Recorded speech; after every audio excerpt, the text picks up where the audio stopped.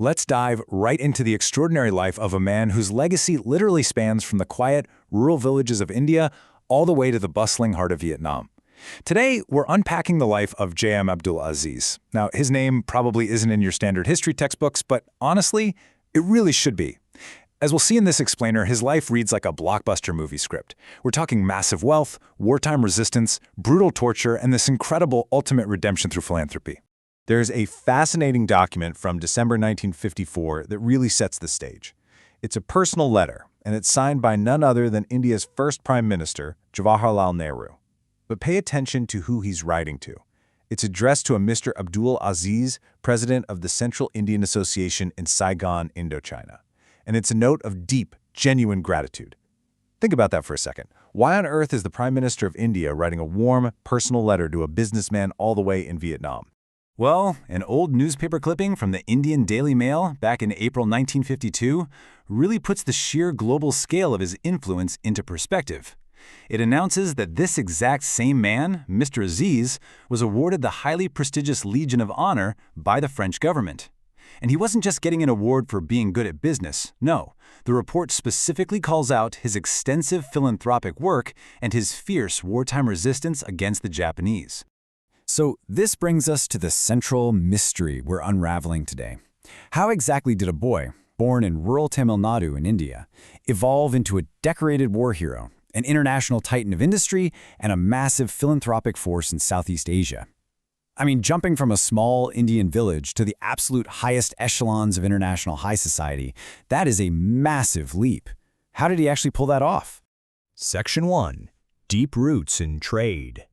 Tracing his lineage, you can see these deep trade roots going all the way back to his grandfather, Jana Abdul Qadir, in the 1870s. This relentless spirit of enterprise actually pushed Aziz's father, J.M. Muhammad Ismail, to look way beyond India's borders. Sometime in the late 1800s, Ismail took a massive risk and set up businesses in Hanoi and Saigon. And it was this bold move that paved the way for our subject, J.M. Abdul Aziz, who was born back in Madras State in 1905. Following right in his family's footsteps, a young Aziz made a pivotal, life-altering move across the ocean to Vietnam in 1919. Get this, he was only 14 years old at the time. When you look at his family's history, it perfectly captures the dual worlds they were navigating. You have the traditional South Indian roots of his ancestors in the 1870s on one hand, and then you have this massive, cosmopolitan Muslim congregation that his family helped lead in Saigon on the other. You see, Aziz's father wasn't just making money, he became the chief of the congregation of Muslims and the administrator of the Saigon Mosque. So young Aziz was essentially raised right at the intersection of diverse cultures, heavy community responsibility, and international commerce. Section 2. The Saigon Empire. Building on the foundation his father laid, Aziz expanded his commercial footprint, well, massively. Remember, he arrived there as a teenager, yet he grew his operations to run Indochina's absolute biggest chain store. But what really set him apart, what made him a true visionary, was his approach to business. He notably formed a company called Nguyen Hiep, deliberately designed with a larger proportion of Vietnamese partners. Back then, in an era totally dominated by colonial or strictly foreign-owned enterprises, that collaborative approach was a real game-changer. Plus, he didn't stop at retail. He built a real estate empire, launched ventures into complex industrial sectors like textiles, paper manufacturing, and even automobile assembly. The whole shebang. There are records of a high society farewell tea party at the Adelphi Hotel that just bring his status to life. You see him mingling with leading businessmen, media proprietors, and influential figures from all across Asia. He wasn't just a participant in the regional economy. He was a cornerstone of it, respected by Indians, Vietnamese, and colonial administrators alike. Section 3. War, Torture, and Resistance. Because the immense prosperity of the Saigon Empire, it was about to be abruptly shattered. During the brutal Japanese occupation of the region, Aziz's high profile, his vast resources, and his prominent position made him an immediate, prime target. But he didn't flee. He actually chose to resist.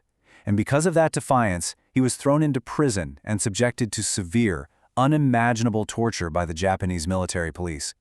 Almost overnight, everything he had built was totally eclipsed by a daily, agonizing fight for sheer survival.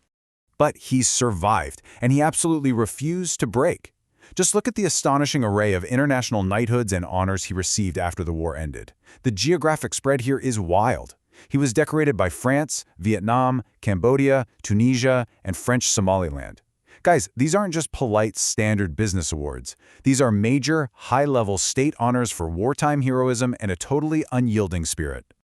As his detailed obituary proudly notes, and I find this detail absolutely fascinating, he was even presented with a ceremonial sword by the British military, right alongside being knighted by the French. They were specifically recognizing his steadfast resistance and his absolute refusal to break or betray his community under torture. He emerged from the horrors of the war not just as a successful businessman, but as a universally recognized symbol of resilience. Section 4. Wealth with a Purpose. Coming so close to death naturally caused a massive shift in his priorities, pivoting his focus from simply building a commercial empire to building a lasting human legacy. There's a quote of his from the Indian Daily Mail that essentially serves as the ultimate moral thesis of his post-war life. He told the press, "It is no use to amass wealth alone in these days of uncertainty. One must also contribute for the good causes wholeheartedly." He realized, quite profoundly, that having the biggest chain store in the region meant absolutely nothing if you couldn't use that wealth to help heal a broken world. To put this new philosophy into perspective, let's look at some of the numbers. He donated £5,000 to the Mahatma Gandhi Memorial Fund in Vietnam. To give you some context on that, £5,000 in the early 1950s was a staggering amount of personal wealth to just hand over to a single charity. He was deeply, deeply invested in honoring Gandhi's legacy in his adopted homeland. But he never forgot where he came from.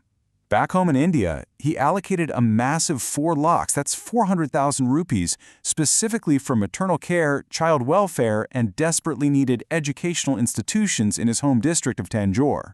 He was directly, tangibly funding the health and the minds of the next generation. He also knew, however, that charity alone just isn't enough. Regions need actual economic engines to sustain themselves. So his economic foresight continued as he spearheaded a massive 66 lakhs investment to establish a much-needed sugar factory cooperative in Tanjore. Now, this wasn't just a handout. This was a major infrastructural project designed to create sustainable jobs and agricultural growth for thousands of local farmers, a real economic lifeline. Ultimately, Aziz acted as a vital, living bridge between two entirely distinct nations. Over in Vietnam, he fostered deep Indo-Vietnamese relations. He created cultural centers and he championed local economic partnerships. While simultaneously, over in India, he funneled the vast wealth he generated back home to fundamentally transform the rural healthcare, education, and industrial infrastructure of his birthplace.